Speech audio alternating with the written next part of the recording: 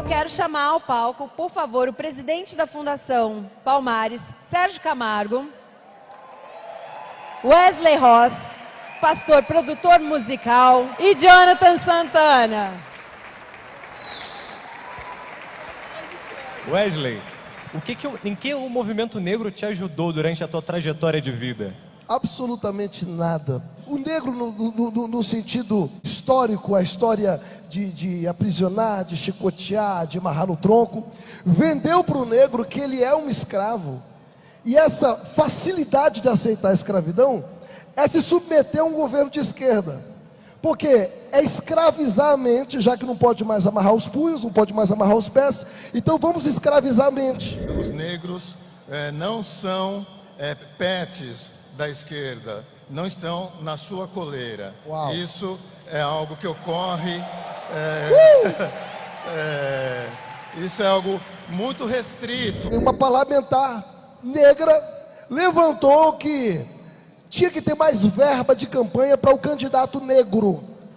Ou seja, não basta saber se ele tem um projeto bom, se ele é um bom político, mas por ser preto ele vai ter mais dinheiro para verba de campanha do que o branco.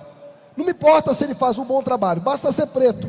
Esses negros vitimistas e ressentidos, negros rancorosos, negros que partem para a propagação do revanchismo racial, da reparação histórica, que não faz sentido algum. Esses negros que vivem numa espécie de gueto cultural, sob o domínio da branquitude marxista, que foi quem criou todas essas ideias absurdas, esses negros não são representativos da população negra brasileira. Nasci numa favelinha, um barraquinho de madeira, não vim de berço de ouro, sofrido, batalhador. Um dia desse eu soltei um vídeo contando um pouco da história, a história do meu pai, quando eu vi um ministro do STF dizer que encontrou um negro mestrado, que havia encontrado, ele tinha vindo da França, ele disse que era um negro de primeira linha. Então eu contei a história do meu pai, contei a história de um pai sofrido, pedreiro, que foi da Bahia para São Paulo, nos criou a 50 metros de uma boca de fumo, e todos os filhos, inclusive eu, criamos dentro da igreja, mas convivi com a facilidade de me submeter ao que aquela comunidade me oferecia. Então veja bem, eu perguntei para esse ministro no vídeo, eu perguntei, esse senhor pedreiro, Renato Brito Souza, meu pai, é negro de que linha? Uma vez que um branco na minha rua, catador de papelão, Sérgio, ele chegou no meu portão, eu quis dar 20 reais para ele comprar uma marmitinha. E eu falei, Tadeu, pega esses 20 reais para você comprar uma marmita. Ele disse, não faz isso, cara. Eu não sou pedinte, eu sou catador de latinha. Eu amasso a latinha e vendo, eu não quero o seu dinheiro. Se você quiser deixar eu entrar para pegar uma latinha, podar a sua árvore, eu aceito seus 20 reais. Aí eu perguntei, o Tadeu, ele tem um cachorro, que é o Dudu, que fica em cima de um carro, de papelão e reciclável. Esse cara não usa toga. Esse cara não sabe o que é roupas de marca, de grife.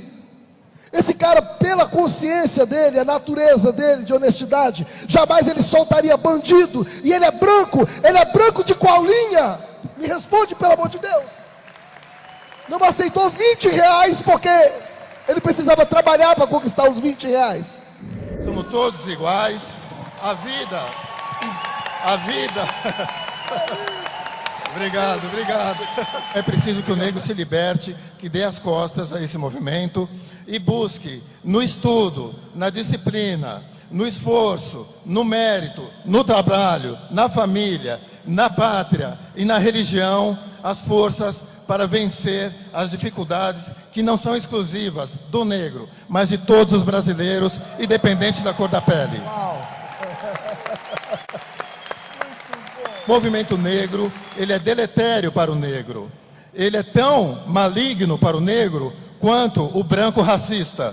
O movimento negro já teve uma história gloriosa, uma história digna e nobre. Isso aconteceu lá atrás, nos anos 40, nos anos 50, mas em algum momento, na década de 60 ou década de 70, o marxismo cultural infiltrou-se no movimento negro, apropriou-se, modificou suas pautas e hoje o utiliza como um braço da esquerda, né? Da mesma forma que como age em relação aos homossexuais e também no movimento feminista.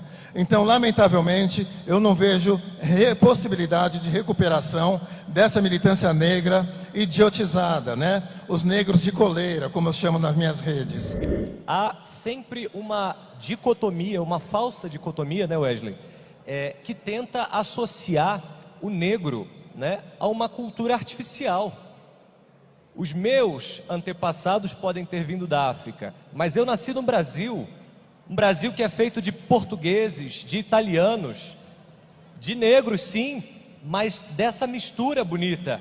E eu não sou obrigado para ser aceito, nenhum de nós, você negro que está nos assistindo, você brasileiro que nos assiste, é obrigado a se prostituir em nome da aceitação de um grupo. O Sérgio, ele fez a minha voz ecoar mais forte. Porque eu fiz um vídeo e na época, esse vídeo ele se chamava Para-brisa versus Retrovisor.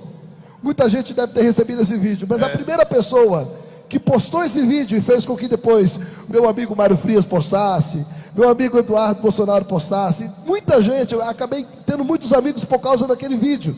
O vídeo contava exatamente o negro que olha para o retrovisor, e a palavra já diz retrovisor. Ele é pequeno, do tamanho de um smartphone, e faz você olhar para trás. Retroceder, retrocesso. Eu apanhei, eu fui escravizado, eu estava na senzala. Mas onde tem um retrovisor, eu falo no vídeo, tem um para-brisa enorme para você olhar para frente. Então não tenho que vender para os meus filhos, netos, bisnetos, tataraneto. A dor que sofreram, não era eu que estava lá, e não era o branco de hoje que estava lá me chicoteando. Eu não tenho que odiar o branco e criar uma narrativa de ódio em cima dessa questão de racismo para o branco de hoje. Mas eles fazem isso, e com isso eles me obrigam então a não olhar para o para-brisa e ter uma vida retrovisor e subir no caixão da Marielle, porque era negra como eu. Tá, mas eu não preciso subir no caixão de quem defendia maconha, de quem defendia aborto, se eu posso subir, por exemplo, no caixão de Machado de Assis, que foi fundador da Academia de Letras, caramba! Eu falo de Machado de Assis, com aquele bigodão lindo dele, que fundou a Academia de Letras, viveu numa era pior do que a de hoje, porque estava muito mais próximo da era dos escravos, e venceu. Eu sou o porta-voz dos brasileiros contra essa agenda vitimista, que degrada o negro e que divide a nação.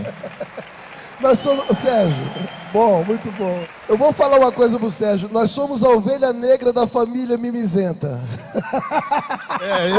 Eu sou o terror dos afro-mimizentos, eu sou o terror da negrada vitimista, eu sou o terror dos pretos com coleira. Não posso falar que eu passei em segundo lugar sem cotas, porque eu não sou menos inteligente por ser negro que outra pessoa que eu, que é branca. A pele negra não é um fator de atraso para o negro. Pergunta para mim, mas se preto é cor e negro é raça, e você fala contra isso, como você define? Eu falo, preto é cor, e minha raça é humana. Negro nunca foi raça. Negro é uma nomenclatura que, quando tratada de uma forma gentil, pô, esse negão toca uma guitarra, eu acho legal. Ou até xingando, eu não gosto desse negro, eu acho legal. Vai chamar de Branca de Neve? É negro. Ué, eu vi um jogador do Flamengo dizer assim, mas o cara me chamou de negão, vai chamar de Branca de Neve? É negão. Então tem umas coisas, falou do meu cabelo. Racismo existe, Sérgio? Existe. Atravessou para o outro lado da rua, porque eu não quero que meu filho encoste no filho daquele negro. Racismo, chama a polícia para ela. Wesley, eu acho que o Brasil não é um país racista. O Brasil é um país que tem imbecis que são racistas. Então, o racismo no nosso país, de jeito nenhum, em hipótese alguma, o racismo é estrutural ou institucional, como sustenta a esquerda. O nosso racismo, ele é circunstancial e episódico. Yes. Ele é um racismo que se expressa através de alguns imbecis, que por algum motivo têm essa mentalidade lamentável. Nós precisamos, como o Sérgio tem feito diariamente, defendendo, batendo, brigando, lutando, dizer que rótulo não define caráter. De forma alguma, somos todos iguais. A cor da pele não vincula nenhuma característica do ser humano. A gente agora tem que combater um outro tipo de racismo, que é o racismo do negro de esquerda, do militante vitimista, do militante que está sob a tutela do marxismo cultural. Eu acho que agora a gente, infelizmente, está vendo nascer um novo tipo de racismo, o racismo da vítima, um racista que não pode ser criminalizado porque é em tese um oprimido, porque seu antepassado foi escravizado. Então, ele tem uma certa imunidade para insultar o branco, e o mesmo não ocorre, não é recíproco em relação ao branco para o negro. Obviamente, eu não defendo qualquer tipo de insulto ou ofensa, mas é preciso que a justiça comece a criminalizar, a julgar, a condenar e a punir os negros que são racistas. Como pastor, eu me criei lendo a Bíblia e eu me formei por formação teológica. Eu adquiri alguns componentes para entender, Sérgio Camargo, esse universo da herança da escravidão. Mas se você não tomou, não foi você que ficou 400 anos tomando chicotada. Tá, ok, mas lá em Êxodo você tem um relato, um registro. Eu acredito que a maioria, por ser direita, são cristãos, não necessariamente por essa ordem, mas se aquele que não crê, pelo menos tome como uma historinha, uma historinha de gibi. Tem uma história de escravidão no Egito, 430 anos tomando chicotada. Quem? O povo hebreu, branquinho dos olhinhos azuis. Quem escravizou? Faraó, no regime de Faraó, que ficava onde? Geograficamente, na África. Aí depois, são 430 anos, e um fato interessante, quando eles saem dessa escravidão, que nós conhecemos a história de Moisés, que Moisés liberta, eles passam pelo mar, e essa passagem ganha o nome Pessa, Páscoa. Olha só, eles comemoram o dia que ficaram livres, o dia da libertação, enquanto o negro, aqui no Brasil, comemora o dia da dor. A consciência negra, esse evento que deveria ser abolido, ele comemora o dia da desgraça, o dia da dor, e coloca na bandeira principal o Zumbi dos Palmares. Eu não consigo entender isso. Ou seja, por que eu não falo da liberdade, eu tenho que falar da dor? Porque se fosse falar da liberdade, tinha que falar de uma branca, que é a princesa Isabel. Essa é a verdade. E aqui se constrói.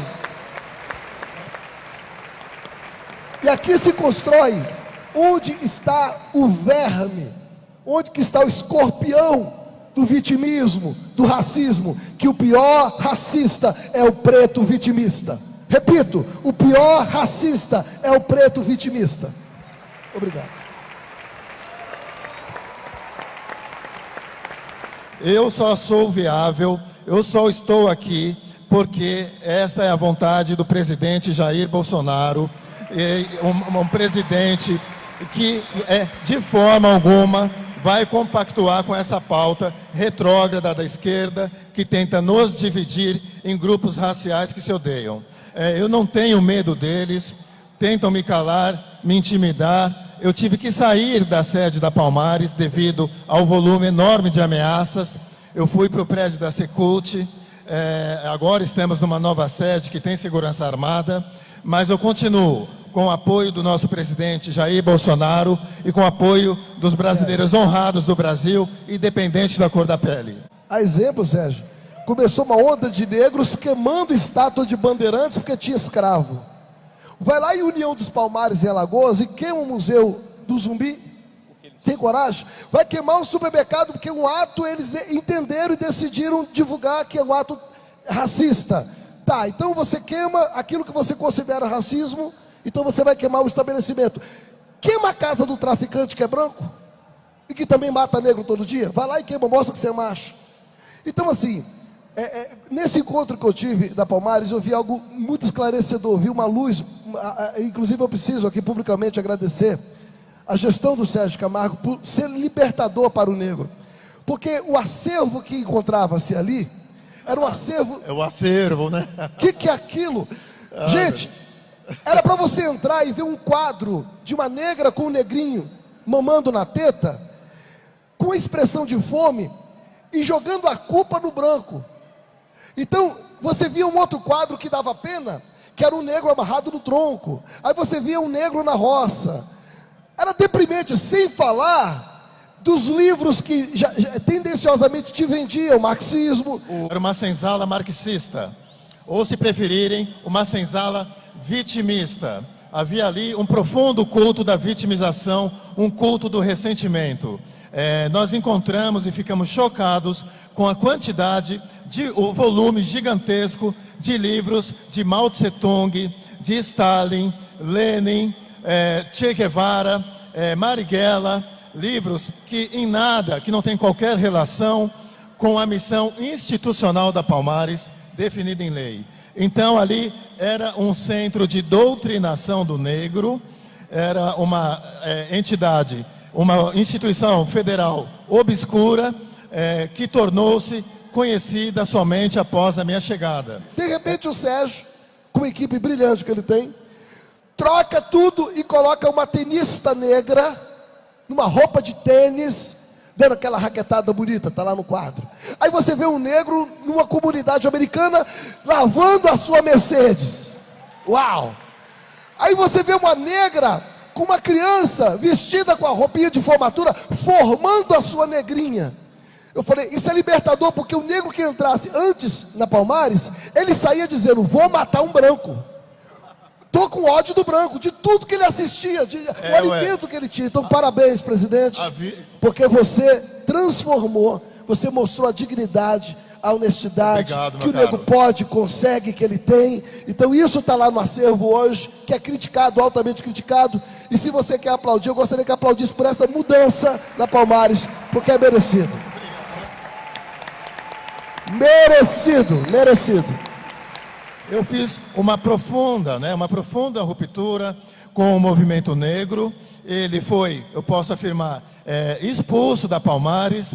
Não há sequer diálogo, porque eu não posso dialogar com quem defende a legalização, a liberação das drogas, com quem defende o desencarceramento em massa. Eu não posso dialogar com quem defende o aborto e também a vitimização do negro e a vitimização de bandidos. São essas as bandeiras do movimento negro. O movimento negro, nesse sentido, ele é deletério para o negro. Ou ele se reformula profundamente, ou é melhor que acabe. E isso precisa ser vencido não só no meio do movimento negro, mas também em relação aos movimentos feministas e todos os outros movimentos ideologizados que têm por base o pensamento hegeliano, né, da dialética, que quer colocar sempre uma classe contra outra, o homem contra a mulher, o negro contra o branco. Sempre dividindo. Nós precisamos entender que a personalidade humana, ela é central nessa história. Central nessa história. Eu, como pastor, quero dirigir uma oração em favor da libertação dos negros que ainda são escravizados. Lamentavelmente, nem todos pensam como que nós discussamos aqui em cima. Que o céu receba a ordem agora, que venha tirar aquele que é prisioneiro, aquele que é cativo, aquele que está com a mente cativa, aquele Deus que emprestou a sua mente para a senzala ideológica.